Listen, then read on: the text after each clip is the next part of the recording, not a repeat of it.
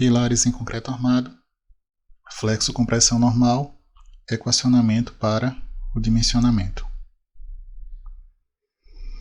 O objetivo aqui é apresentar uma sugestão para o equacionamento do dimensionamento de pilares de seção transversal retangular em concreto armado solicitados por flexo-compressão normal. Bom, algumas observações são importantes. A primeira delas é que os critérios que foram utilizados aqui estão de acordo com a NBR 6118 de 2014, que é a revisão mais atual que a gente tem da norma de estruturas em concreto armado. Os concretos que são tratados aqui são os concretos que apresentam um FCK de até 50 MPa. E os pré-requisitos básicos aí para você ter um bom entendimento é que você já tenha feito ou estudado a disciplina Concreto Armado 1 ou Concreto Armado A, enfim. É a disciplina que trata de alguns princípios básicos do dimensionamento de estruturas em concreto armado. Bom, o que seria a flexo-compressão normal? Bom, flexo-compressão é quando eu tenho a atuação conjunta de um esforço de compressão e uma flexão. E o normal é quando essa flexão é reta, ou seja, quando o eixo de flexão ele é paralelo em relação a um dos eixos de simetria da seção transversal. Nesse caso aqui, nos exemplos e nas demonstrações, será considerado que o eixo de simetria, eixo de flexão, é aquele horizontal, tá? Bom, num problema de flexo-compressão normal, a profundidade da linha neutra ela é desconhecida, porque depende de vários parâmetros, parâmetros geométricos, parâmetros de solicitações e parâmetros resistentes. No entanto, como nós temos a flexo-compressão normal e o eixo de flexão ele é paralelo a um dos eixos de simetria, então isso já nos fornece qual é a orientação da linha neutra. Bom, imagine aqui que nós temos o vetor momento-fletor, momento, tá? A linha neutra ela é sempre paralela à orientação desse vetor momento. Está representado aqui também na seção transversal o vetor esforço normal. No caso, esforço normal de compressão, o vetor entrando aí no plano paralelo à tela. Bom, o que nós temos aqui no exemplo é esse par de esforços aplicados aí, ou sendo considerados aí numa seção que está no topo do elemento. Então, olhando aqui para esse vetor momento-fletor e usando a regra da mão direita, a gente percebe que esse esforço introduz uma tendência de rotação desse tipo aqui, tá? Visto que momento-fletor é um esforço interno que tende a encurvar as barras. Agora imagine que nós temos aqui as duas situações, uma antes da aplicação do carregamento externo, tá? Das forças externas, e aqui após a aplicação dos carregamentos externos, que causam momento-fletor e esforço normal. Agora imagine que eu tenho duas seções transversais paralelas aqui no elemento. Tá? Após a aplicação do carregamento, essas seções elas continuam planas. Elas eram planas inicialmente, após o carregamento continuam planas. Essa é a hipótese de Bernoulli. Tá? Ela pode ser descrita de outras maneiras, mas a maneira mais simples, tá, seria essa, que seções planas permanecem planas após a estrutura, o elemento deformar-se. Então nós temos aqui duas linhas tracejadas que representam as posições iniciais e duas linhas cheias que representam as posições da seção transversal após o carregamento. É fácil perceber que aqui nós temos a descrição da deformação longitudinal nesse elemento. E é fácil perceber também que essa variação ela é linear em função da distância do ponto em questão até a posição da linha neutra. Vamos entender aí que a linha neutra é uma região que marca ou que separa né, é um local que separa duas regiões, a região onde eu tenho encurtamento da região onde eu tenho alongamento. Então percebam que à medida que eu vou me afastando, o valor da deformação longitudinal vai aumentando, mas vai aumentando de modo linear. Então a hipótese de Bernoulli pode ser entendida dessa forma também, que o valor da deformação longitudinal ao longo da altura de um elemento flexionado ou flexo comprimido é proporcional à distância da linha neutra até o ponto em questão. Outra hipótese também, que embora não seja citada aí nas bibliografias, mas acaba sendo óbvio, é que eu não tenho variação da deformação ao longo da largura do elemento. Tá? Isso ajuda aí no momento que é necessário calcular qual é a resultante dos diagramas de tensões. Agora vamos aqui para a demonstração, né, do equacionamento para o dimensionamento a flexo com pressão normal. Primeiro, imaginem aqui que nós temos uma seção retangular, tá? E essa seção ela tem uma certa distribuição de barras longitudinais. Esses círculos pretos representam as barras longitudinais. E esse retângulo com os cantos aqui abaulados, ele representa esquematicamente um estribo, tá? Pilares, eles sempre vão ter armaduras longitudinais e armaduras transversais. Nós temos aqui também uma coisa importante, que é o seguinte: a distribuição das barras ela deve ser simétrica em relação aos eixos de simetria. Então, se eu tenho um eixo de simetria um eixo de simetria horizontal, a quantidade de barras que eu tenho do lado de cima e suas posições em relação a esse eixo deve se repetir de forma espelhada do lado de baixo. E em relação ao eixo de simetria aqui vertical, idem, a mesma coisa. Então vamos à descrição aqui dessas medidas. B é essa dimensão da seção transversal, H é essa dimensão daqui, está cotado desse lado.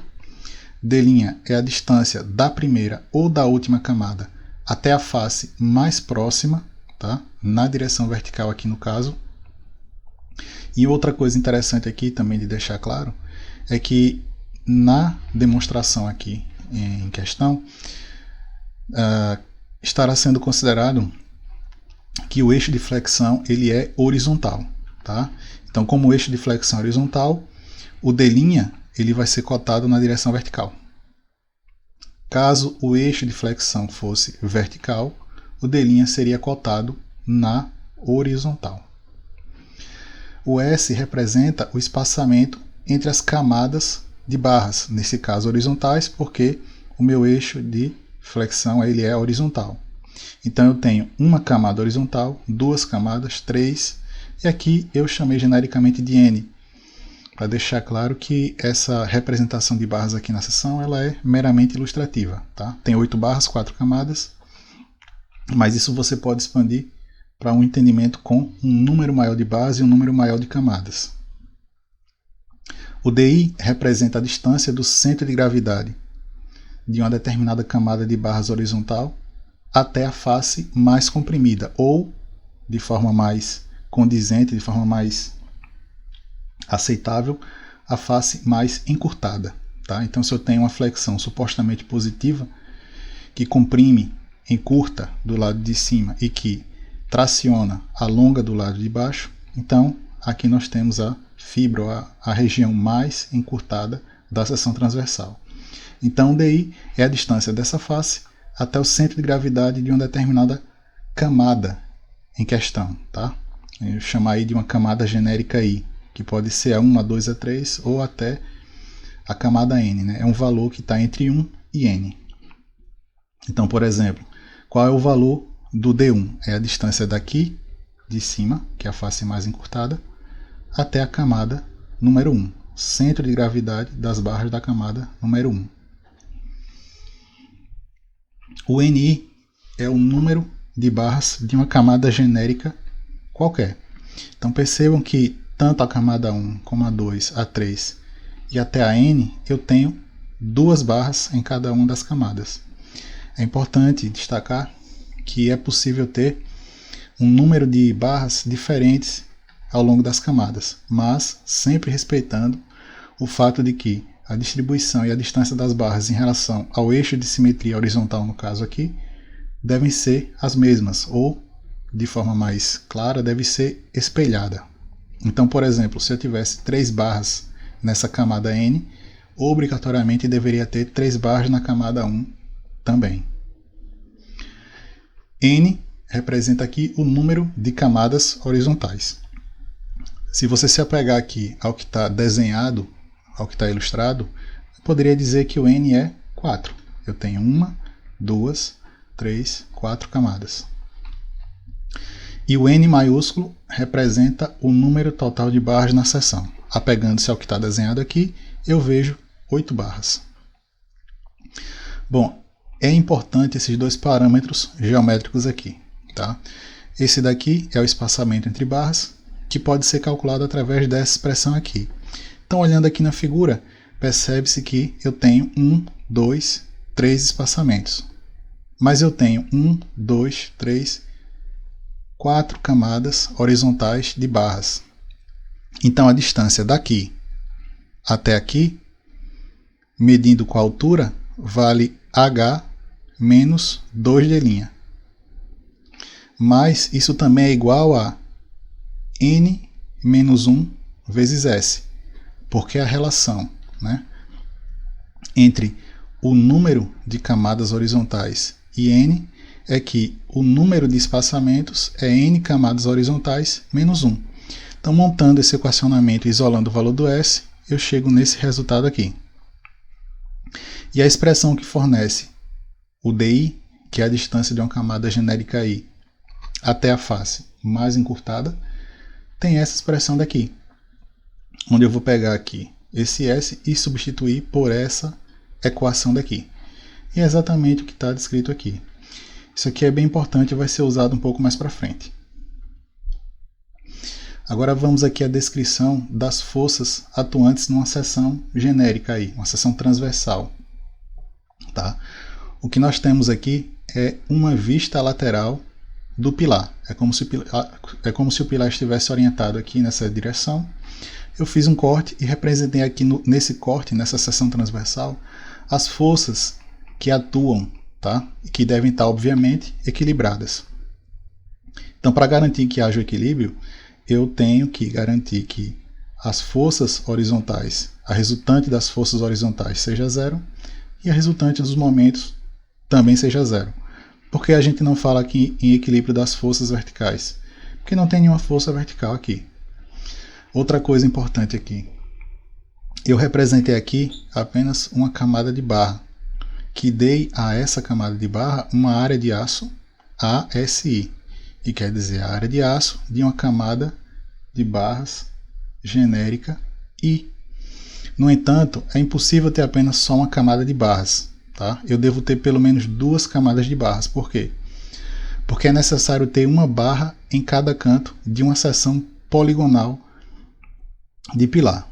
Voltando aqui à imagem, o que eu posso dizer aqui é que, havendo apenas no mínimo 2 camadas horizontais, eu também posso dizer o seguinte, que é necessário ter uma barra em cada canto. Então, o número mínimo de barras numa seção retangular seria 4. Bom, ali na figura anterior nós tínhamos 4 camadas, tá? Obrigatoriamente deveria ser representada aqui as 4 camadas, mas eu coloquei só uma para que a imagem não ficasse tão congestionada. Porém, o entendimento acaba não sendo comprometido com essa representação mais simples, tá? E quais são as forças que nós temos aqui? Vamos entender o seguinte, de um lado é como se tivéssemos as forças internas e do outro lado as forças externas. E elas estão autoequilibradas, né? Então, esse MD aqui seria o momento fletor de cálculo, o ND seria o esforço normal de cálculo, o FC seria a força resultante no concreto comprimido, ou seja, acima da linha neutra, considerando um momento fletor positivo, e essa força FSI seria a força resultante numa camada de barras genérica I. Seria o nosso FSI aqui. Só que como eu tenho N camadas horizontais, então a parcela referente às forças nas camadas de aço apresentam N termos. N parcelas. Então, genericamente foi representado aqui apenas com esse somatório, variando de 1 até N, N sendo o número de camadas horizontais. Então, analisando aqui as forças horizontais na seção, a gente vê rapidamente que a equação de equilíbrio é essa. E analisando, forçando o equilíbrio em relação ao ponto que está localizado exatamente aqui, que é na face mais comprimida, chegamos a essa equação daqui. Tá? Mais uma vez, aparecendo aqui esse somatório, que tem um número de termos exatamente igual ao número de camadas horizontais. É importante notar aqui, nessas duas equações, que existem dois valores que precisam ser conhecidos, que são a força no concreto comprimido e a força em cada uma das camadas de barras.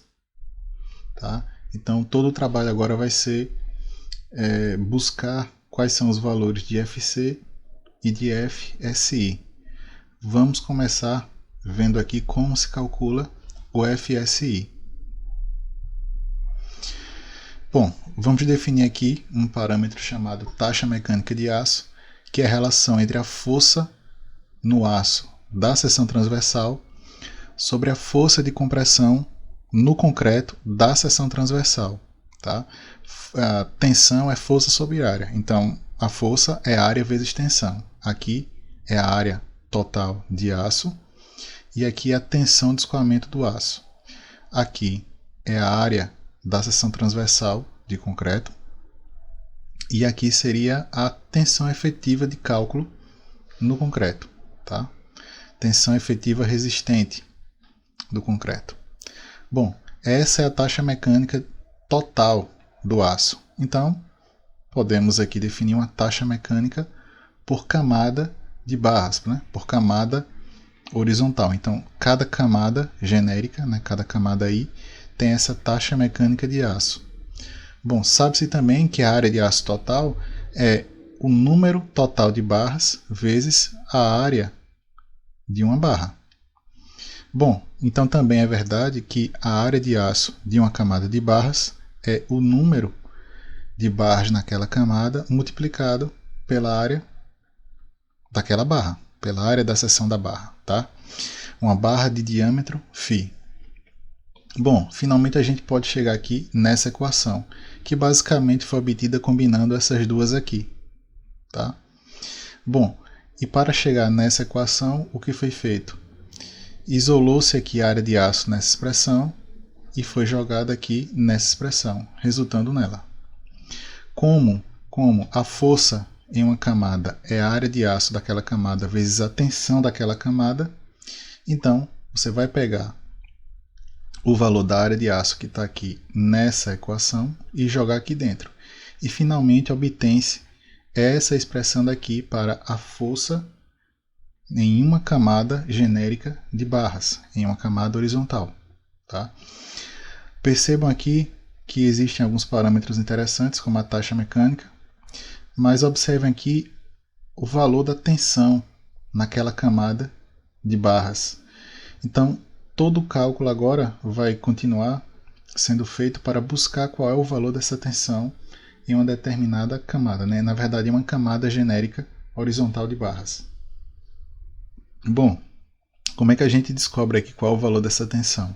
A gente primeiro vai calcular o valor da deformação. Sabendo o valor da deformação, a gente obtém o valor da tensão em uma camada genérica. Mas qual é a relação entre a tensão e a deformação no aço? De acordo com a norma NBR 6118 de 2014, o comportamento idealizado tensão-deformação do aço empregado no concreto armado seria esse daqui, é apresentado esse gráfico. Na verdade, esse gráfico está ligeiramente diferente, ele foi adaptado, onde foi colocado aqui o valor de encurtamento máximo do aço igual a 3,5 por mil. Por quê? Porque, de acordo com a mesma norma, o encurtamento máximo que o concreto comporta é 3,5 por mil. Então, não faria sentido continuar com encurtamento no aço de módulo superior a 3,5. Então, está limitado aqui. O interessante é que nesse gráfico, a gente observa que há um comportamento elástico linear, obedecendo à lei de Hooke, quando as deformações tá, não ultrapassam o valor da deformação de escoamento, tanto para encurtamento como para o alongamento. E essa deformação de escoamento, tá, de cálculo é chamado pela norma de epsilon YD, que depende, basicamente, do tipo de aço. Mais especificamente, depende da tensão de escoamento do aço. Ok, então, o que é que a lei de Hooke nos diz? Nos diz que a relação entre a tensão e a deformação é proporcional. E essa constante de proporcionalidade é o chamado módulo de elasticidade longitudinal, que, de acordo com a mesma norma, para os aços empregados no concreto armado, vale 210 gigapascais. Ok, mas qual é o valor da tensão que vai ser utilizado aqui para calcular o epsilon YD? Vai ser o FYD, que é a tensão de escoamento de cálculo do aço, que basicamente é a tensão de escoamento característica dividido por um coeficiente de segurança, que, de acordo com a mesma norma, para a combinação normal das ações, é 1,15. Então, jogando esse valor de FYD aqui no valor de Fs e transformando o εs em εYD, a gente obtém essa expressão daqui. Mas quem é o FYK? Depende do tipo de aço. Por exemplo, se o aço for um Ca25, você tem um FYK de 250 MPa. Ca50, 500 MPa. Ca60, 600 MPa. Então, substituindo cada um desses valores aqui dentro dessa expressão, a gente obtém esses valores aqui de deformação de escoamento de cálculo para cada um desses tipos de aço. Tá? Então, conhecendo a deformação, a gente conhece qual é o valor da tensão. Mas como é que a gente descobre o valor da deformação? Bom, é interessante, não, é imprescindível a compreensão do diagrama dos domínios. Tá?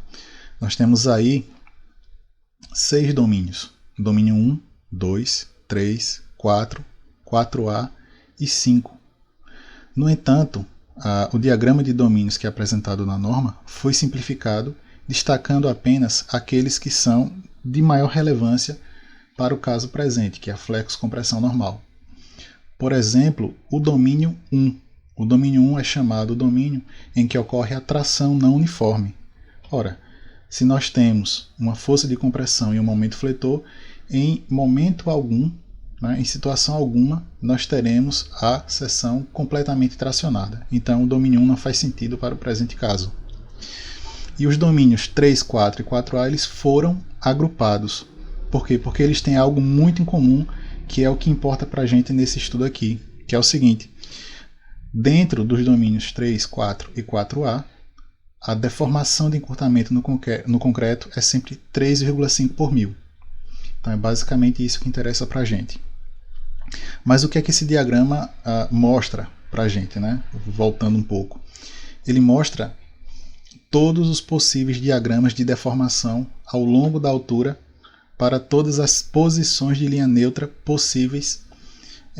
No caso aqui, para o presente caso, são as posições de linha neutra que definem uma região comprimida, ou seja, a linha neutra que cresce a partir da face mais encurtada para baixo, ou seja, se a linha neutra estiver passando exatamente aqui em cima, quer dizer que do lado de cima dela está tudo comprimido, ou seja, no lugar onde não tem material, e do lado de baixo está tudo tracionado. Certo? Então, exatamente no início da linha neutra não nos interessa. Interessa a partir do momento que ela entra dentro aqui na seção, e aí começa a aparecer uma faixa aqui do lado de cima, que é uma faixa comprimida.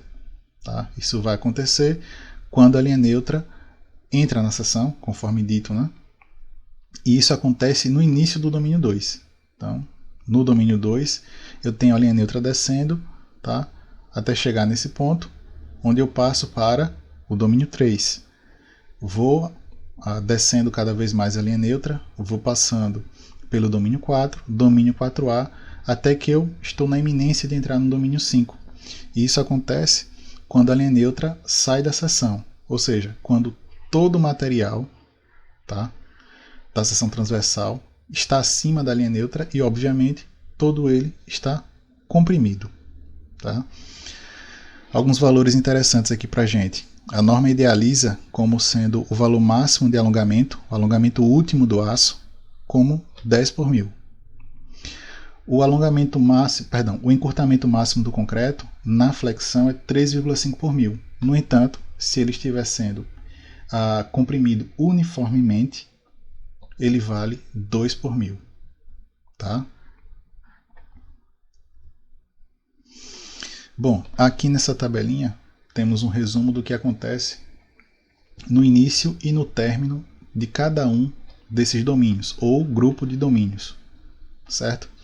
Então é importante observar aqui o seguinte, o que acontece com a deformação no concreto, né? Concreto mais encurtado ou menos tracionado.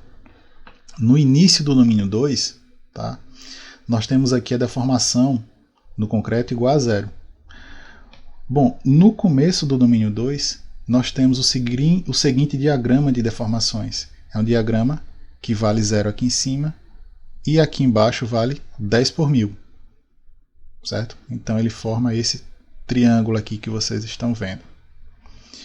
No final do domínio 2, nós temos esse diagrama aqui, ó, de deformações. Daqui até lá em cima eu tenho compressão, eu tenho concreto sendo encurtado. Tá? Então a deformação aqui é zero e à medida que eu vou subindo ela vai aumentando linearmente até ficar com a deformação de encurtamento de 3,5 por mil. E abaixo da linha neutra, tá, eu tenho aqui a minha deformação de alongamento aumentando, e sempre de modo proporcional em relação à distância desse ponto até o ponto em questão que a gente está tomando a deformação. Então a deformação aqui é zero e ela vai aumentando linearmente até que atinja um valor de 10 por mil. Bom, nos domínios 3, 4 e 4A, especificamente no início do domínio 3, nós temos o quê? Há uma coincidência, está coincidindo com o final do domínio 2. Tá? Então percebam que o início de um determinado domínio sempre coincide com o término do domínio anterior. Então, tem o início do domínio 3, passa pelo domínio 4, passa pelo 4A e no final do 4A, o que acontece? A linha neutra está aqui na iminência de sair da seção. Então a posição dela, né, o valor do x vale h.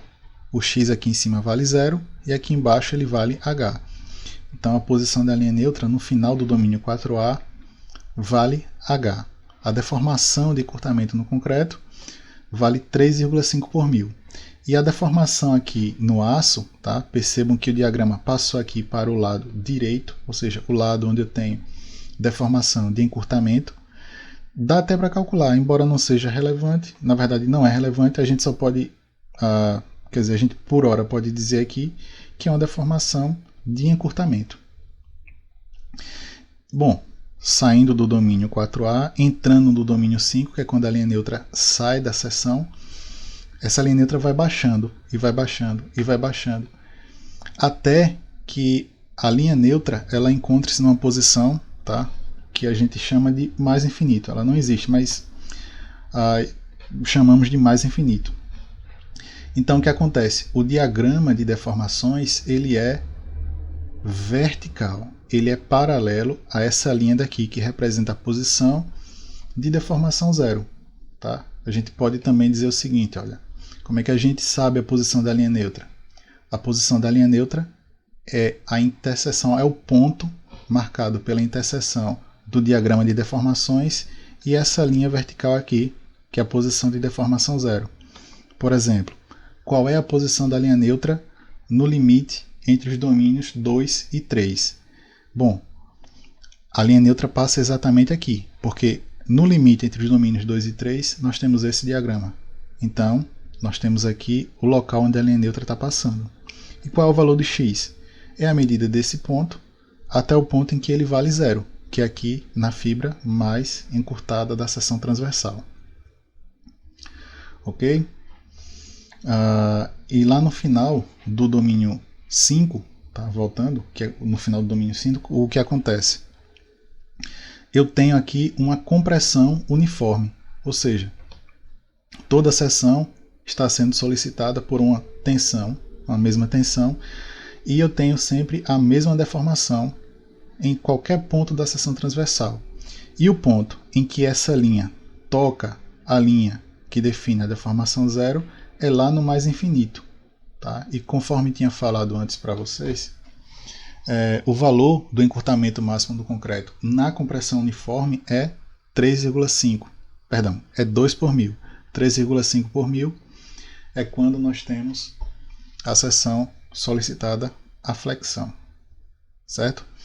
E só para esclarecer, o que essa imagem aqui representa? Eu peço que imagine que isso daqui é uma vista lateral de um elemento. Tá? Então eu tenho aqui o eixo longitudinal do pilar e isso daqui representa a imagem da face lateral dele. Tá? É como se nós estivéssemos traçando os diagramas de deformação, tá? Ao longo de todos os domínios. Mas só voltando lá, o que acontece? Por que eu escolhi esses domínios e esse grupo de domínio aqui que vocês estão vendo? Porque eles têm algumas coisas em comum. Tá? Por exemplo, exclusivamente o domínio 2. Ele sempre vai ter, independente de que posição do domínio 2 nós estivermos, em todo o domínio 2, a deformação de alongamento no aço é sempre 10 por mil. Quem varia é a deformação de encurtamento no concreto. Começa em 0 e termina em 3,5 por mil. Nos domínios 3, 4 e 4A, o que é que eles têm em comum? O encurtamento no concreto. Em qualquer ponto dos domínios 3, 4 e 4A, o valor da deformação no concreto, né, a deformação de encurtamento do concreto, é sempre 3,5 por mil. Quem varia é a deformação de alongamento no aço, especificamente no aço mais tracionado, ou, de modo mais geral, o aço menos comprimido. E aqui, no domínio 5, o que é que acontece de interessante? Independente do local do domínio 5 que nós estivermos, o diagrama de deformações vai sempre passar por esse ponto daqui. Então, no domínio 5, essa linha daqui vai girar em relação a esse ponto daqui. Logo, tanto a deformação no aço mais tracionado, nesse caso domínio 5, menos comprimido, quanto a deformação na fibra mais comprimida do concreto vão variar. Ok? Agora vamos olhar aqui na seção transversal o que acontece à medida que nós avançamos desde o início do domínio 5, desde o início do domínio 2 até o final do domínio 5. No início do domínio 2, a posição da linha neutra é 0, porque a distância da fibra mais encurtada até o ponto que define o início do domínio 2 é 0, porque é exatamente aqui em cima, o início do domínio 2. E no início dele, tá, o diagrama de deformações mostra que a deformação no concreto é 0 e a deformação no aço é 10 por mil. Como todo material está abaixo da linha neutra, então todo ele é tracionado, todo concreto é tracionado e todas as camadas de barras são tracionadas. Ok? E o que acontece ao longo do domínio 2? A linha neutra vai baixando. Tá? Ela vai baixando, porém mantém-se a deformação no aço mais tracionado em 10 por mil e o encurtamento no concreto é que vai aumentando. Então o que acontece é que no final do domínio 2 a linha neutra sai dessa posição e chega aqui. No final do domínio 2 a linha neutra está exatamente aqui. Que por semelhança de triângulos, a gente pode fazer esse triângulo semelhante a esse triângulo daqui, chegamos à relação de que a posição da linha neutra no final do domínio 2, ou início do domínio 3, é 0,259 D1. Ok? Bom, e o que acontece quando a gente sai do início do domínio 3 e vai até o final do domínio 4A?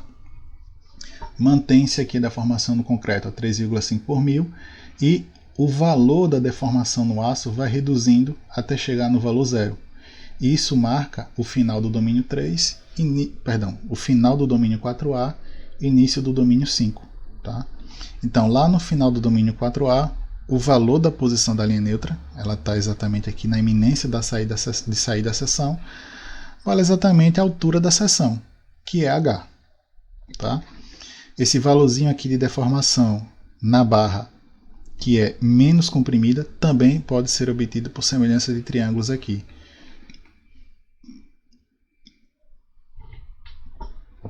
E no final do domínio 5, nós temos a linha neutra lá no mais infinito. Isso significa que ela baixou tanto, desceu tanto, ao ponto que essa linha que delimita, que marca aqui o diagrama de deformações, ficou paralelo a essa linha que marca deformação zero. Então, nessa condição, nós temos uma compressão uniforme e toda a seção transversal, tanto concreto como todas as camadas de barras, são comprimidos. Bom, sabemos o que acontece em cada um dos domínios. Agora é importante o cálculo da deformação em cada um deles. Tá? Especificamente aqui, a expressão de recorrência para o cálculo da deformação em cada um desses domínios. Então vamos lá. Como é que a gente calcula aqui a deformação, tá, nas barras de aço, tá, de uma camada genérica, ou seja, qualquer camada de barras, no domínio 2? Vamos usar a semelhança de triângulos. Só relembrando, o que acontece no domínio 2 é que a deformação de alongamento no aço é sempre 10 por 1000. Então, esse valor aqui, essa medida, que representa a base desse triângulo maior, é sempre constante, permanece sempre igual. Bom, a distância da fibra mais comprimida até o aço mais tracionado vale D1, que a gente chamou isso aqui de camada 1. Logo, a medida daqui até aqui vai ser o D1 menos a posição da linha neutra. Então eu tenho aqui a base do triângulo maior e a altura do triângulo maior. Aqui eu tenho a altura do triângulo menor e a base do triângulo menor. Então podemos fazer aqui a semelhança de triângulos e isolar o valor da deformação epsilon SI, que é a deformação genérica, tá, em uma camada genérica de aço, camada horizontal de barras, no domínio 2. Bom, uma observação aqui interessante. Olha. Você vai fazer esse cálculo daqui. Tá? Caso a deformação apresente um valor negativo, quer dizer que o que nós temos aqui não é compressão, mas sim tração. Por quê?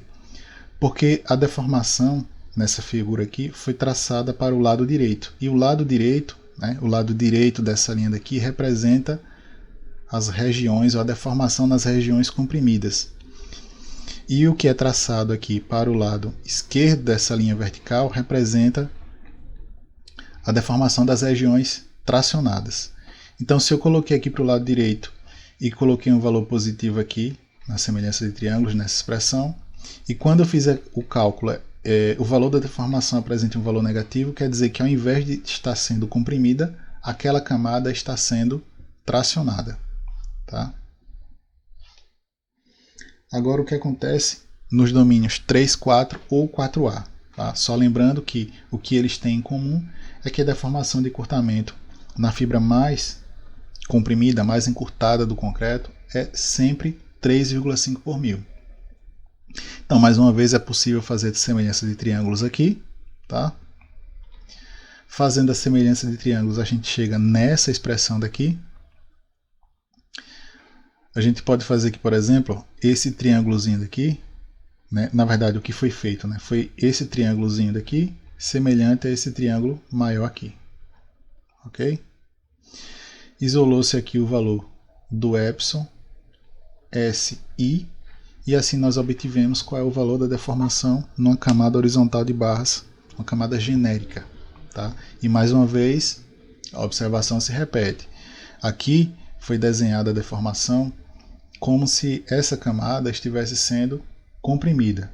Caso o cálculo forneça um valor negativo, quer dizer que a respectiva camada está sendo tracionada. E aqui, como se calcula o valor da deformação no domínio 5? Então, só relembrando, o que acontece no domínio 5 é que o valor daqui até aqui permanece constante e sempre 2 por 1000. Então a gente pode mais uma vez aplicar a semelhança de triângulos e chegar na expressão que fornece a deformação numa camada horizontal genérica de barras. Tá? Observação interessante é que todas as barras no domínio 5 são comprimidas, porque o domínio 5 ele é definido pela posição da linha neutra fora da seção. Então, se a linha neutra está abaixo da seção e acima dela é tudo comprimido, então todo o material aqui é comprimido, ou seja, todo o concreto e todas as camadas de aço.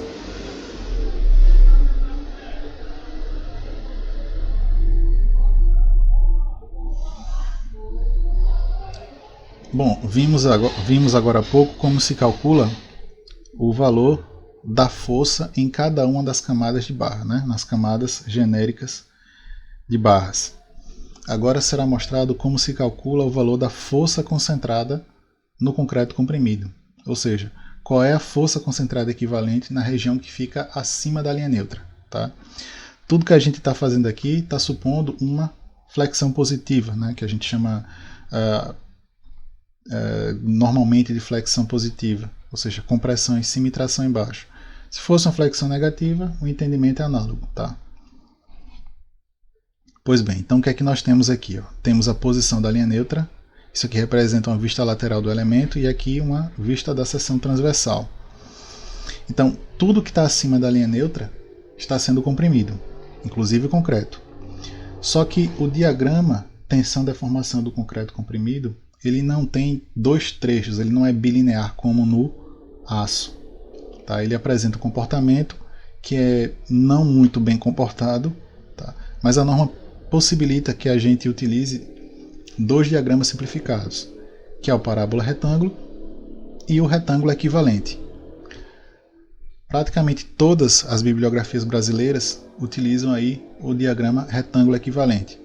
Por ser de fácil operacionalização, é fácil de trabalhar com ele é muito simples e levar resultados teoricamente muito bons.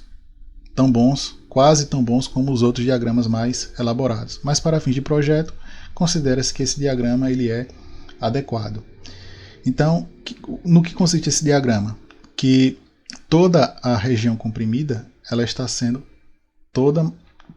uma parte, né? 80% dessa parte, ela é solicitada por uma tensão uniforme de compressão igual a σcd. Tá? E por que é uma parte e não toda?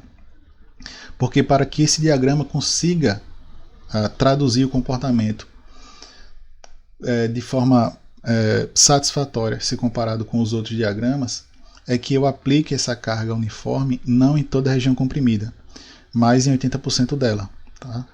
Em toda a largura da seção, mas não em toda a profundidade, né? Não ao longo de todo o valor do x, mas 0,8 do valor do x. Fazendo isso, o valor da concentrada equivalente e a posição onde eu devo aplicar essa concentrada equivalente levam a resultados satisfatórios.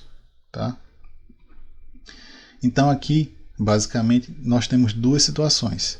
A situação em que eu tenho parte da seção transversal comprimida e toda ela comprimida, ou seja, a linha neutra, né, ela está fora da seção e, de acordo com esse diagrama daqui, eu consigo concluir que toda a seção está sendo comprimida. Agora detalhe, por que eu uso o σcd, uma tensão efetiva diferente da tensão de cálculo do concreto? Tá? É porque a forma como essa resistência aqui é obtida, né, ela é obtida a partir do FCK. Você vai pegar o FCK e vai dividir por 1,4 para obter o FCD. A obtenção do FCK é feita através de um ensaio de laboratório, que é o ensaio de compressão centrada. Só que as condições nas quais o ensaio é realizado não representa fielmente o comportamento do material em serviço. Tá? Para ser mais específico, quando você coloca o corpo de prova entre os pratos da prensa, na interface entre o corpo de prova e os pratos, desenvolve-se um atrito. e esse atrito restringe a deformação transversal, criando ali localmente um estado triaxial de tensões que leva a um aumento artificial da resistência. Então o que acontece é que o valor obtido no rompimento do corpo de prova ele é maior do que o valor da tensão que pode ser resistida pelo componente em serviço. Então, para levar em consideração esse estado triaxial, que observa-se apenas no ensaio de rompimento e não nas condições de serviço, é que utiliza-se esse fatorzinho aqui de minoração. Né? Eu vou pegar o valor de cálculo, tá? Vou minorar e transformar aqui no valor efetivo. Bom, a posição de aplicação aqui da concentrada equivalente, né, da força concentrada equivalente de compressão no concreto, está a uma distância da face superior igual a y. Tá? Se daqui até o final do diagrama vale 0,8, como ele é retangular, a concentrada está aplicada bem aqui no meio da altura, né, no centroide do diagrama, então eu vou aplicar a força aqui em 0,4x. Então y é igual a 0,4x. Agora voltando aqui para as expressões que definem o valor da força concentrada equivalente. Tá? Então, como é que eu sei que toda a seção não é comprimida? Se o x vale h sobre 0,8 ou 1,25 vezes h. Por quê? Porque se o valor do x ultrapassar 1,25h, quer dizer que o diagrama de compressão retângulo equivalente ele está atuando aqui em toda a seção transversal. Se isso acontece, então o valor da força concentrada equivalente vai ser simplesmente a área da seção transversal, B vezes H, vezes o valor da tensão efetiva, sigma CD, que vale 0,85 FCD, que basicamente é o que está escrito aqui, 0,85 BH FCD. Isso acontece quando toda a seção transversal do concreto está sendo comprimida, né? Está sendo solicitada por essa tensão de compressão uniforme sigma CD. Agora, se a posição da linha neutra for menor que 1,25 H, então quer dizer que eu tenho um pedacinho aqui da seção transversal que não está sendo solicitada pela tensão sigma CD. E como é que se calcula o valor da tensão, como é que se calcula o valor da força concentrada equivalente nessa situação? Eu vou pegar a profundidade aqui do diagrama, que é 0,8, vou multiplicar pela largura da seção, que é B, então 0,8x vezes B, e depois vou multiplicar pelo valor da intensidade do diagrama, que é sigma CD, ou 0,85 sigma CD. Então, se eu multiplicar 0,8x por 0,85 FCD e por B, eu chego nessa expressão daqui, que é válida quando o x é menor ou igual que 1,25 da altura. Ou seja, sabendo que eu tenho pelo menos um trechozinho aqui que não é solicitado pelo diagrama de compressão uniforme sigma CD. Se toda a seção é solicitada por sigma CD, então multiplica as dimensões da seção pelo sigma CD, que é o que está aqui, eu já expliquei. Feito isso, a gente tem em mãos o valor da força em cada uma das camadas, e o valor em cada uma das camadas de aço, e o valor da força concentrada equivalente no concreto. Tá? Então agora é só utilizar aquelas equações obtidas provenientes lá do equilíbrio dos esforços na seção, equilíbrio das forças na direção longitudinal, né, da seção transversal, e o equilíbrio dos momentos. Então o que é que vai ser feito? Simplesmente a gente vai pegar o valor da força no aço em uma camada genérica e substituir aqui, jogar aqui dentro desse somatório. Isso vale tanto para essa equação como para essa equação. Então, substituindo o F, SI lá dentro das equações, eu obtenho essas duas equações aqui. Tá? Agora você pode pegar essas duas equações e isolar o valor da taxa mecânica. Então, isolando o valor da taxa mecânica, eu tenho essa expressão obtida com o equilíbrio das forças longitudinais na seção transversal. E essa daqui, que é a taxa mecânica de aço obtida com equilíbrio dos momentos. Bom, se eu preciso garantir, né, de acordo com o princípio de equilíbrio de corpos rígidos, que essas duas equações devem ser atendidas, então eu posso dizer que, independente da equação que eu use, o valor da taxa mecânica tem que ser exatamente o mesmo. Então eu posso dizer que a taxa mecânica obtida com as forças na direção longitudinal deve ser igual à taxa mecânica com as forças obtidas do equilíbrio dos momentos. Tá? Posso dizer que elas devem ser iguais, ou ainda posso dizer que a diferença entre elas tem que ser zero. E é o que foi feito aqui. Então, basicamente, uma equação foi subtraída da outra e essa operação foi igualada a zero. Tá? Peguei essa equação daqui, o lado direito dessa equação, subtraí do lado direito dessa equação e igualei a zero. É o que está aqui. Tá? Então, rearranjando matematicamente, nós temos finalmente essa expressão daqui. Tá? É com essa expressão daqui que o dimensionamento é feito, que se obtém a posição da linha neutra. De posse do valor da posição da linha neutra, é possível calcular qual é o valor da taxa mecânica. Sabendo o valor da taxa mecânica, é possível calcular qual é o valor da área de aço necessária para a seção transversal.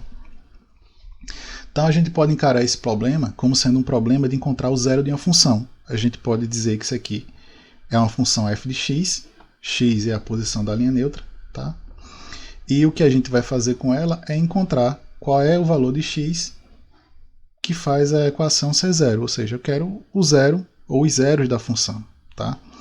Perceba que o x ele aparece de forma implícita em algumas parcelas, como por exemplo no FC, que é uma equação. A equação do FC é definida por duas sentenças e aparece aqui também dentro do FSI, né, que é a tensão, esse F minúsculo é a tensão em uma camada genérica de barras, em uma camada horizontal genérica. Tá? Bom, como o x ele está implícito, então uma alternativa seria resolver através de um processo iterativo, um processo de tentativas. E é o que sugerimos aqui. Então, aqui nós temos, de forma bem resumida, qual é a ideia por trás desse processo iterativo. Então, basicamente, você vai ter aqui esses dados de entrada, que são os esforços, as características dos materiais e as dimensões da seção transversal. Tá? Além disso, tem algumas informações relacionadas às barras, como o D', o N maiúsculo, o N e o NI, que são a distância da primeira e da última camada até a face mais próxima, N maiúsculo, o número total de barras, N minúsculo, o número de camadas, e NI, o número de barras em uma camada genérica I. Tá? Então, de posse dessas informações, vamos para a próxima etapa, que eu chamei aqui de cálculos preliminares, que na verdade é apenas o cálculo dessas alturas úteis aqui, tá? Chamadas de DI, que é a distância da face mais encurtada ou menos tracionada até o centro de gravidade de uma camada genérica, tá? Uma camada I. Então, é necessário calcular todos os Ds I. Pois bem, agora começa o processo iterativo propriamente dito, que consiste em arbitrar, inicialmente, né, você vai arbitrar um valor para a posição da linha neutra. Tá? É necessário, de acordo com aquela equação, saber qual é o valor da força concentrada equivalente no concreto comprimido e o valor das tensões em cada uma das camadas de barras. Tá? Com o X é possível calcular aqui diretamente qual é o valor da força no concreto. Mas para saber o valor da tensão em cada uma das camadas, conforme já destacado anteriormente, primeiro é necessário descobrir o domínio, para depois saber qual é a expressão de recorrência para o cálculo da deformação em cada uma das camadas e finalmente calcular o valor da tensão em cada uma das camadas. De posse da força no concreto e da tensão em cada uma das camadas, a gente pode avaliar a função f de x, ou seja, a gente vai pegar o x arbitrado aqui no começo e verificar se esse x é ou não um bom candidato a zero da função. Como é que a gente sabe disso?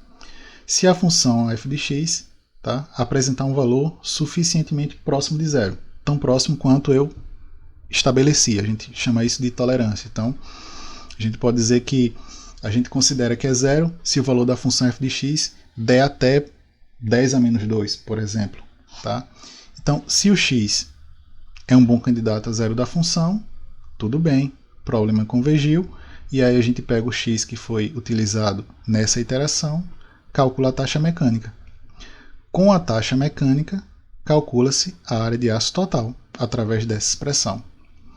No entanto, se o x não é um bom candidato a zero da função, é necessário refazer os cálculos. De que modo? Arbitrando um novo valor para x. Arbitra-se um novo valor e realiza-se todo o procedimento novamente. E você vai ficar fazendo isso até que eu consiga ter um valor inferior à minha tolerância. Ok? Bom, e qual é o processo iterativo? Qual é a estratégia que vai ser utilizada para calcular o zero dessa função? Porque, como vimos anteriormente, caso o x arbitrado não seja um bom candidato a zero da função, eu devo definir um novo. Mas que estratégia eu uso para definir esse novo? Porque eu posso escolher um número que, ao invés de fazer me aproximar de zero, fazer a função aproximar-se de zero, vai fazê-la afastar-se de zero. Então eu preciso ter uma estratégia para utilizar nesse processo interativo. Tá? Existem alguns métodos, tá? O método das secantes ou bissecantes, Newton-Raphson, tá? Enfim, bom, então aqui nós temos o método das secantes, tá? Que é um método bem simples, tá? Que pode ser empregado. O método de Newton-Raphson também é simples, no entanto, na expressão de recorrência para os candidatos a zero da função, é necessário calcular qual é a derivada da função. Nossa função tem alguns termos que são definidos por mais de uma expressão de um termo, então não seria interessante nesse caso. Por isso foi adotado aqui o método das secantes, também chamado de bissecante. Então, imaginem que essa curva verde aqui representa a função f de x. Tá? Óbvio que o zero da função, o x, que é o zero da função, é esse x aqui. É o ponto em que a função toca o eixo das abscissas. Tá? Só que esse método da bissecante, ele utiliza como candidato a zero da função esse valor xa, que eu coloquei A para denotar aí x atual. Então eu tenho essa linhazinha vermelha que tenta aproximar a função dentro de um determinado intervalo. E que intervalo é esse? De xi a xf. Xi de x do início do intervalo e xf, x do final do intervalo. Então o nosso candidato a zero da função xa pode ser obtido através da semelhança de triângulos que a gente observa aqui nessa figura. Então a gente pode utilizar, por exemplo, esse triângulo aqui, ó, retângulo menor, com esse triângulo retângulo maior aqui. Ok? Utiliza essa semelhança de triângulos, isola o valor do xa, certo?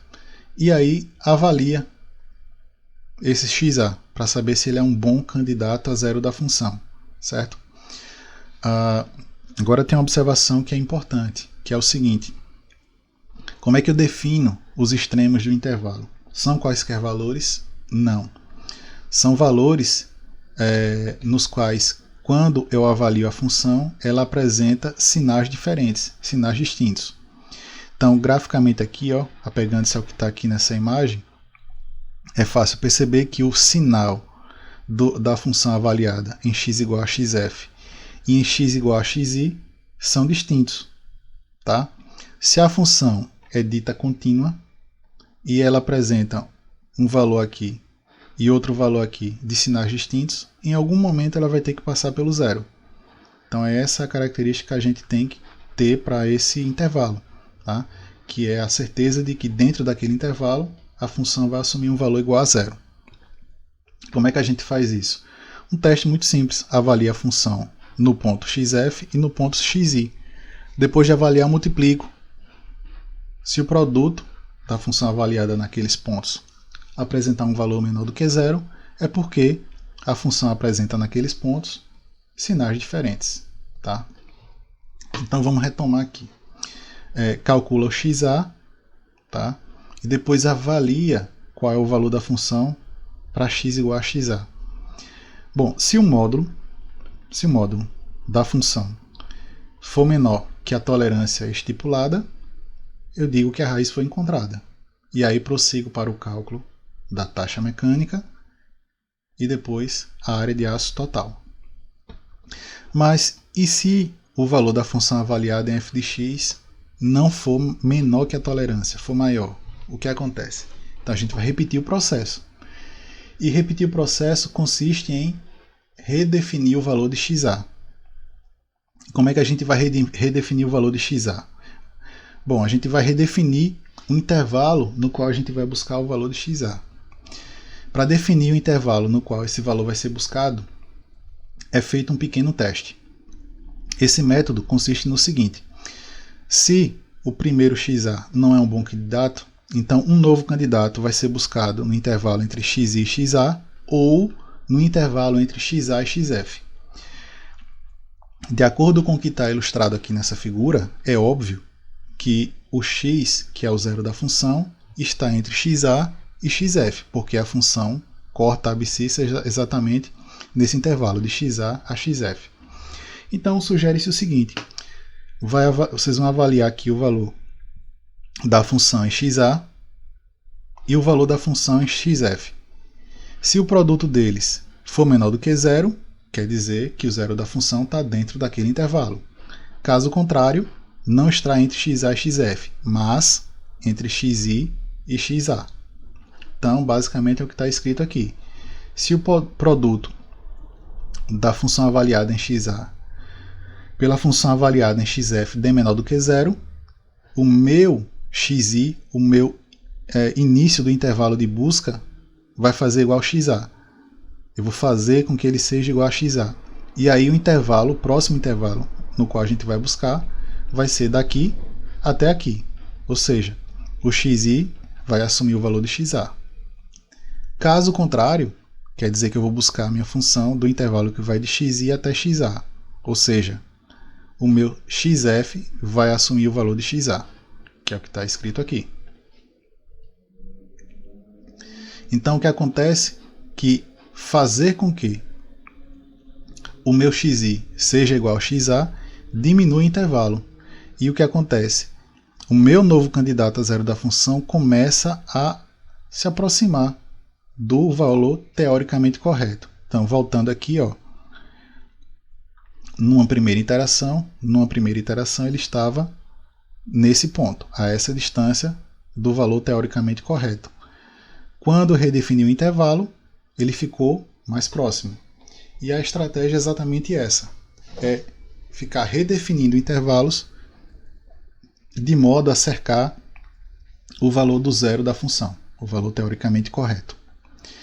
Então, foi redefinido o intervalo, mais uma vez a expressão de recorrência para a obtenção do candidato a zero da função foi utilizada, e aí nós temos aqui um novo candidato a zero da função. Mais uma vez, se o valor do módulo da função avaliada em xa for menor que a tolerância, a raiz foi encontrada. E aí eu tomo o meu xa como sendo o zero da função. Caso contrário, repete-se o processo mais uma vez. E a gente repete tantas vezes quantas forem necessárias até que a minha tolerância, até que o valor da função fique inferior, o módulo da função avaliada naquele x atual fique inferior à tolerância. Bom, esse é o método numérico das secantes. Mas existe outra possibilidade também, uma alternativa mais simples, que é através do Excel. O Excel tem uma função contábil chamada atingir meta, que resolve determinados problemas contábeis através de processos iterativos. Então, para acessar essa funcionalidade do Excel é bem simples.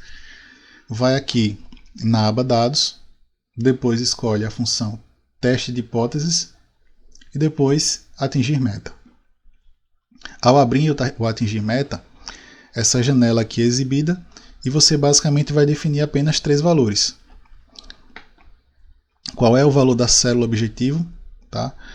Qual valor eu quero que essa célula assuma e quem é que eu vou variar para fazer com que a célula assuma esse valor. Então, basicamente, você vai endereçar aqui em definir célula a função f de x. Então, põe aqui o valor da função f de x. Quem eu quero que f de x assuma? Que valor eu quero que o f de x assuma? 0. Então, vem aqui e digita 0. Quem é que eu vou variar para fazer isso acontecer? O f de x ser igual a 0. Eu vou variar o x. Então, endereça aqui nessa barrinha daqui a célula onde eu tenho o meu x. E aí depois você vai clicar em OK. Ele vai fazer algumas iterações até chegar no valor. Caso demore muito, caso ele não consiga chegar no valor, o que acontece poucas vezes, eu já fiz alguns testes, a sugestão que fica é que você mude o valor de x, tá? Para tentar se aproximar, não ficar muito distante do valor teoricamente correto. Confesso que fazendo alguns testes isso nunca aconteceu, mas fica a sugestão. Você pode separar, por exemplo, em 2 etapas. Supondo que o x está dentro da seção, então aí você espera um valor entre 0 e h, ou o x está fora da seção. Então você vai ter um valor entre h e um valor muito grande. Não muito grande porque não é comum você ter uma compressão quase uniforme na seção transversal de um pilar. Tá? Em pilares flexo-comprimidos, né? Pilares de pórticos com nós rígidos. Talvez em pilares de estruturas pré-moldadas, onde a vinculação entre as vigas e os pilares são quase rótulas, né? São supostamente rótulas, né? A gente admite que são rótulas para fazer o dimensionamento, a análise. Talvez aí sim, mas em geral estruturas moldadas em loco, onde você tem a ligação aí entre a viga e o pilar praticamente rígida, né? Você sempre vai ter um momento relevante aí chegando no pilar, tá? Ou pelo menos um momento mínimo, que é o que estabelece a nossa norma. Agora, para que a gente possa entender um pouco melhor, para fixar as informações, vamos tentar resolver um problema passo a passo, tá? Um problema aqui. Então nós temos aqui a seção transversal de dimensões B e H. Essa seção ela tem 8 barras longitudinais distribuídas em 3 camadas. A primeira e a última camada tem 3 barras. E a camada do meio aqui, ela tem apenas 2 barras. Tá? Percebam que em relação ao eixo de simetria da seção transversal vertical e em relação ao eixo de simetria horizontal, eu tenho sempre uma distribuição de barras espelhadas. Tá? O que eu tenho de um lado, tenho do outro. E essa é uma condição para que a formulação utilizada aqui seja válida. Tá? Bom, quais são os dados de entrada? Eu tenho aqui um momento fletor. Tá? Esse momento fletor é em relação a um eixo horizontal. Tenho aqui uma força de compressão. Tenho aqui a tensão de cálculo resistente do concreto. Tensão de escoamento de cálculo do aço. Dimensões da seção. A área da seção transversal, que é o produto dessas duas, o delírio, o número de camadas, o número de barras, e aqui o número de barras em cada uma das camadas. Camada 1 eu tenho 3 barras, são essas aqui. Camada 2 eu tenho 2 barras. E camada 3 eu tenho 3 barras.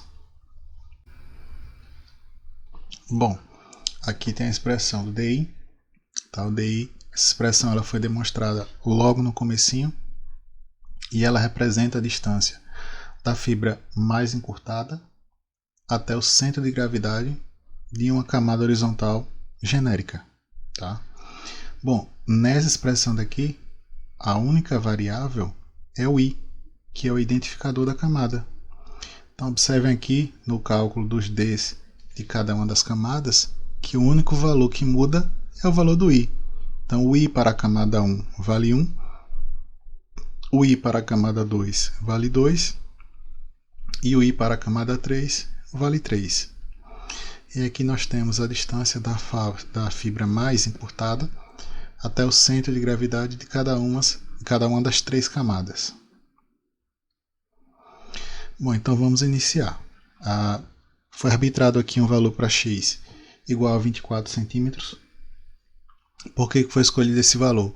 Bom, eu testei alguns valores antes e vi que 24 era um valor que estava próximo da raiz da função f de x. Tá? Então, arbitramos aqui o valor do x. Podemos calcular aqui o valor da força concentrada no concreto. E depois calcular qual é a tensão em cada uma das camadas. Vamos focar aqui no valor da força concentrada no concreto. Então, o primeiro teste que se faz, por exemplo, pode ser aqui a verificação da razão entre a posição da linha neutra e a altura da seção. Tá? Posição da linha neutra, 24. Altura da seção, 40 centímetros. Dá 0,6.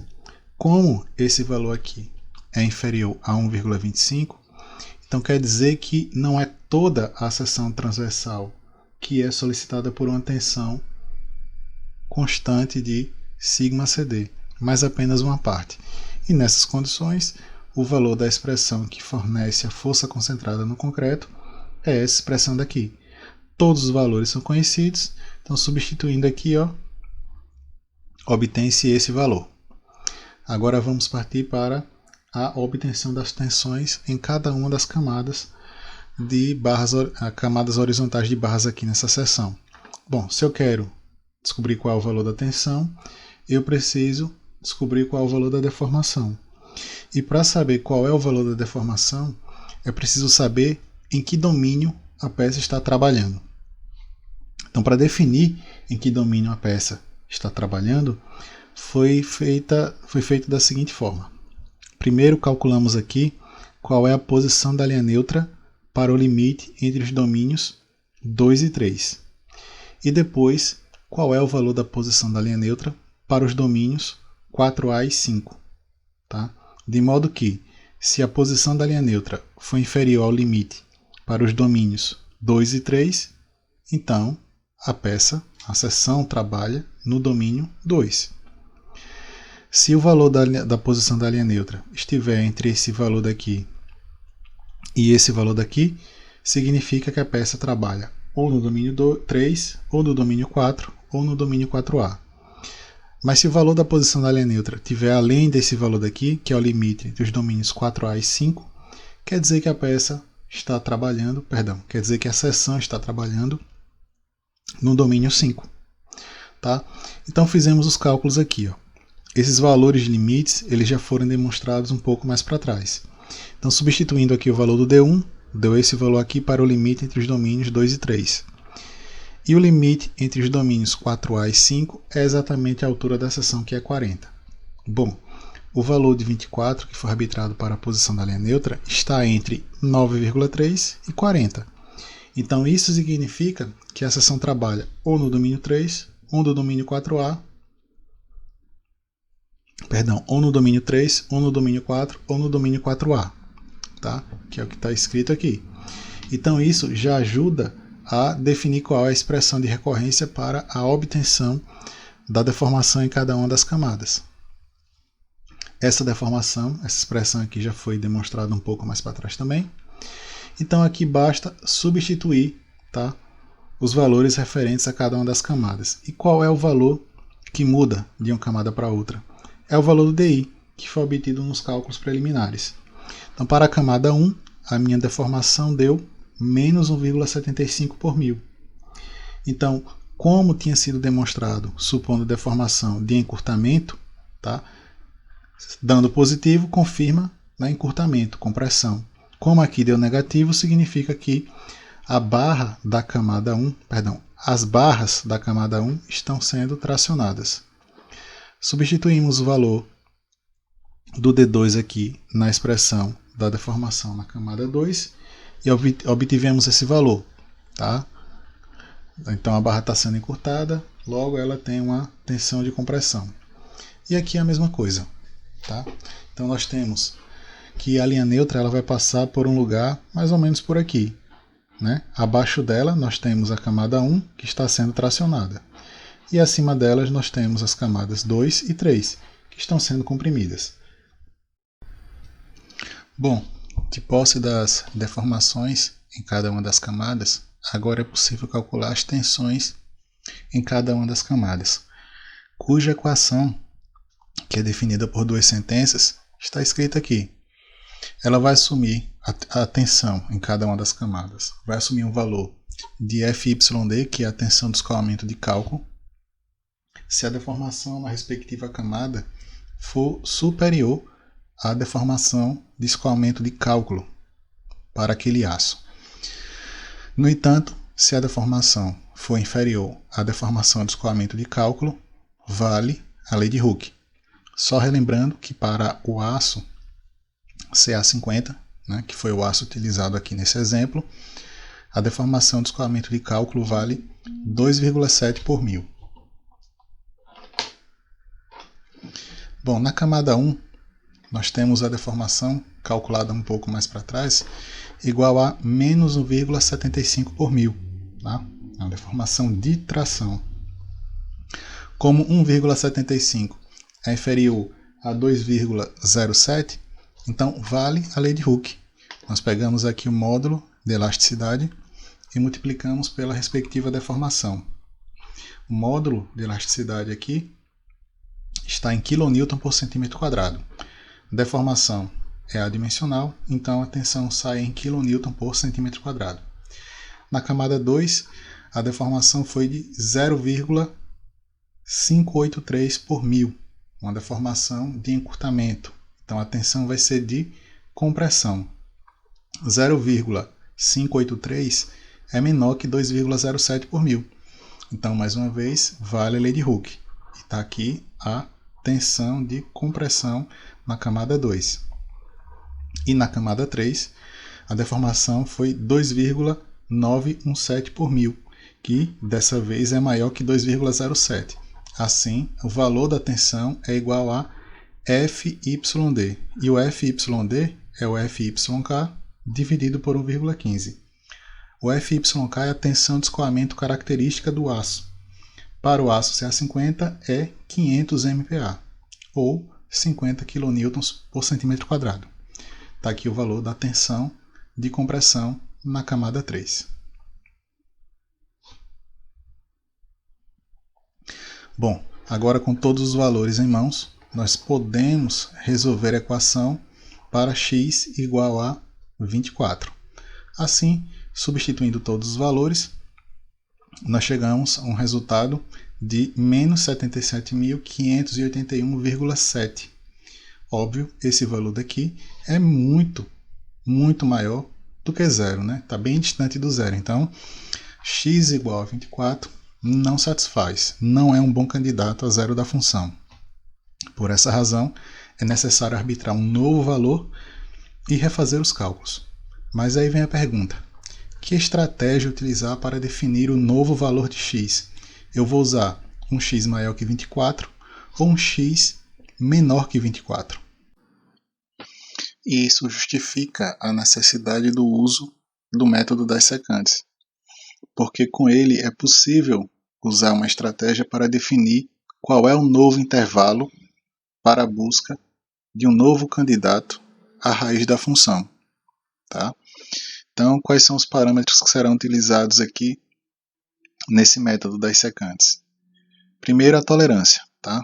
A gente vai considerar que o problema está resolvido, que o zero da função foi encontrado quando a função avaliada neste possível candidato apresentar um valor de no máximo 10 elevado a menos 3.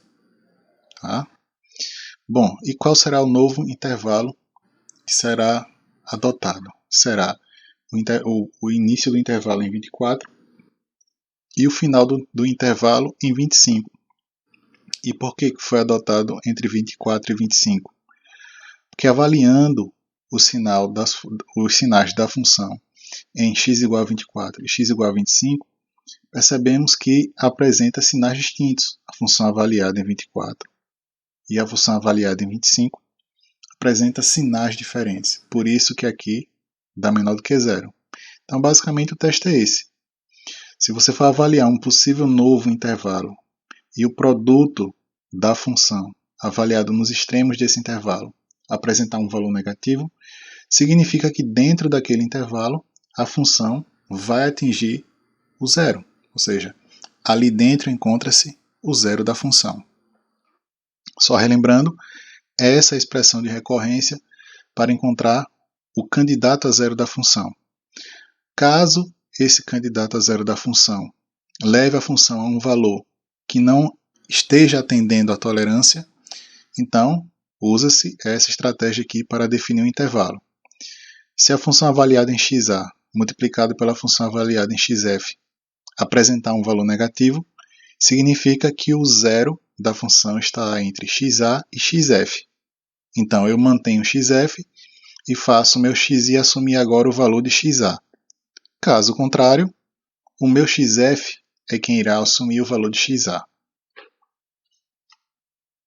Por isso será aplicado agora o método das secantes. Bom, para esse problema foi definida uma tolerância de 10 a menos 3. Então a gente considera que a raiz é encontrada quando quando a função avaliada com x igual a xa atingir um valor de no máximo 10 a menos 3. Será utilizado um intervalo inicial de 24 a 25. Por quê? Porque a função avaliada em 25 e a função avaliada em 24 apresentam o produto delas apresenta um sinal negativo, é menor do que zero. Então isso significa que elas têm sinais distintos. E é isso que a gente precisa para buscar o zero dentro do intervalo. Então, só para relembrar, está aqui a expressão de recorrência para encontrar o candidato a zero da função. E aqui, caso a função avaliada em x igual a xa não apresente um valor inferior à tolerância, aí aplica-se esse teste daqui, que consiste na redefinição do intervalo de busca da raiz. Bom, vamos apresentar aqui o processo iterativo aplicado na resolução desse problema. Bom, tudo inicia com a definição do intervalo, e aí com os intervalos avalia-se o valor das funções nos extremos dele. Tá? Então a gente avalia a função em x igual a 25 e em x igual a 24. E são esses os resultados. E de fato, eles apresentam sinais distintos. Então, função contínua entre dois valores de sinais opostos, em algum instante ela vai ter que passar pelo zero. Agora, com esses 4 valores e essa expressão aqui, a gente consegue calcular qual é o valor do candidato a zero da função. Deu um valor um pouquinho maior que 24. E agora avaliamos a função para esse x aqui. Bom, ainda apresenta um valor bem superior a zero, bem distante da tolerância. Então é necessário redefinir o novo intervalo, fazer uma nova iteração. Então, antes de partir para a nova iteração, a gente redefine o intervalo de busca. Aí vem a pergunta: o produto da função avaliada em xa e da função avaliada em xf é menor do que zero? O que está se perguntando aqui é o seguinte: o novo zero da próxima iteração está entre xa e xf? Então vamos avaliar xa positivo, f de xa positivo e f de xf também positivo. Então não está dentro desse intervalo. O zero da função está entre xi e xa. Então o que acontece? Mantém o xi e fazemos com que o xf assuma o valor do xa da iteração anterior. E aí mais uma vez avaliamos a função nos dois extremos do intervalo. Prosseguimos com o cálculo do candidato a zero da função com essa expressão e avaliamos a função para esse x. Mais uma vez, não está dentro da tolerância. Então, é preciso fazer uma nova iteração e a gente começa aqui, dá prosseguimento, fazendo o teste do intervalo, para saber onde que está o zero da função.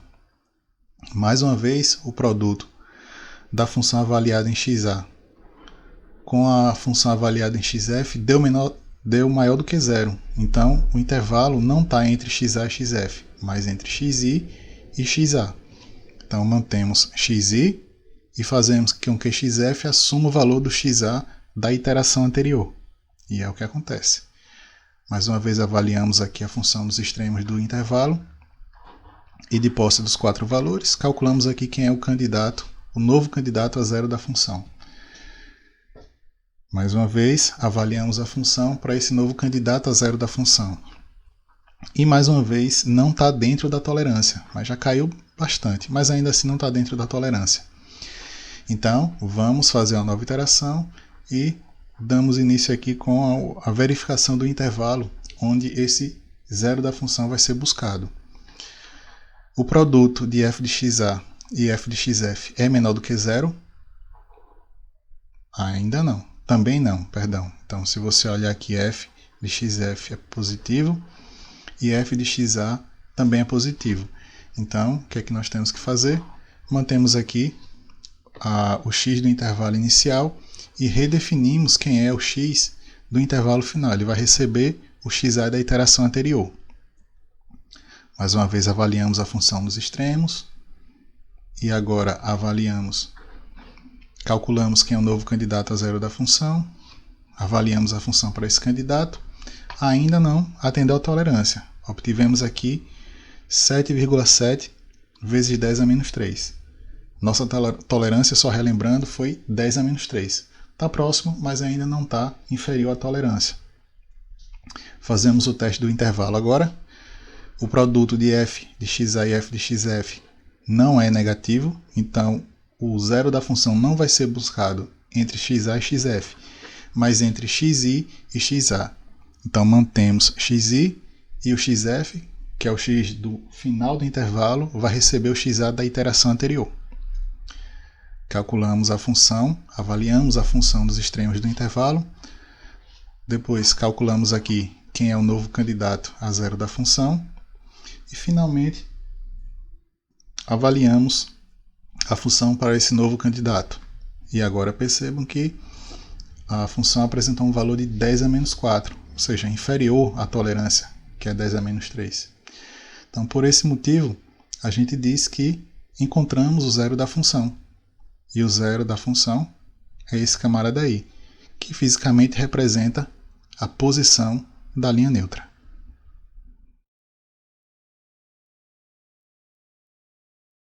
Bom, conforme já havia falado, uma outra possibilidade seria usar a função atingir meta do Excel, que funciona como uma alternativa ao método das secantes.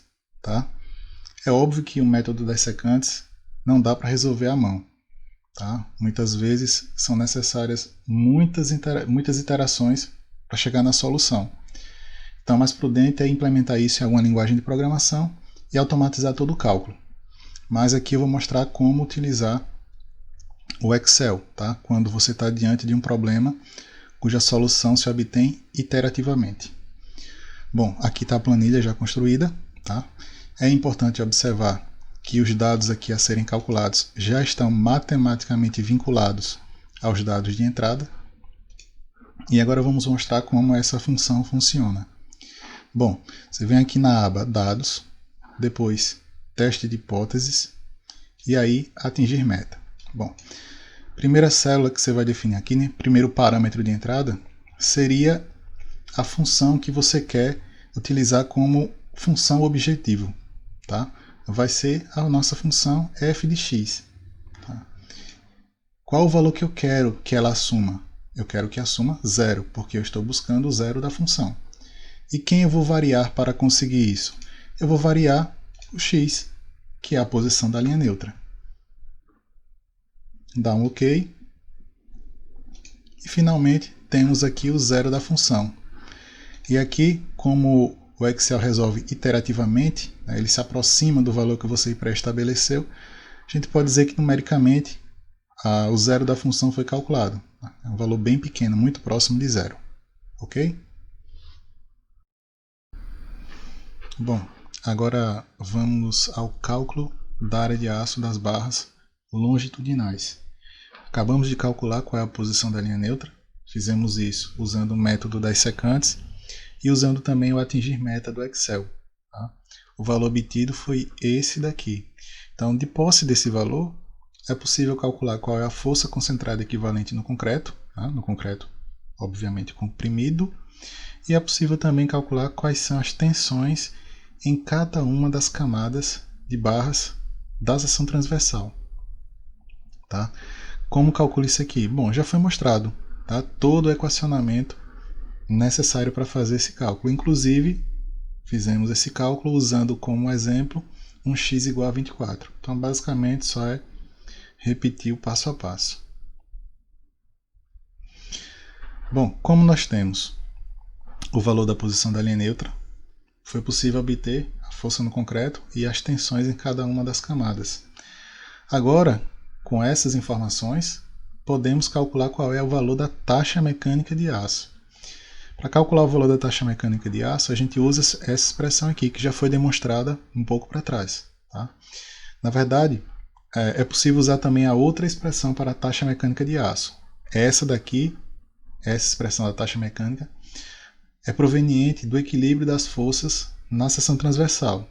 Também há a equação da taxa mecânica para o equilíbrio dos momentos na seção transversal.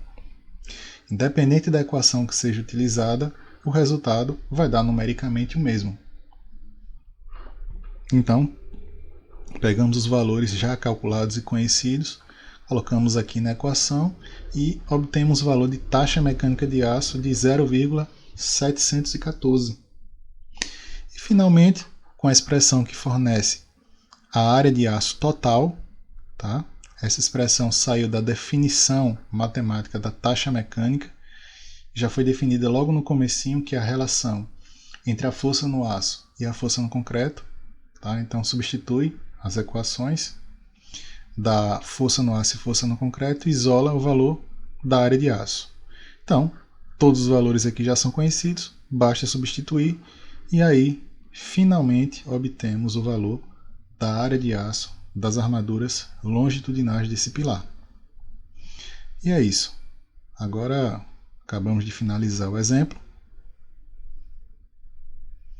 E aí gostaria de destacar quais foram os livros que foram lidos para a elaboração desse conteúdo.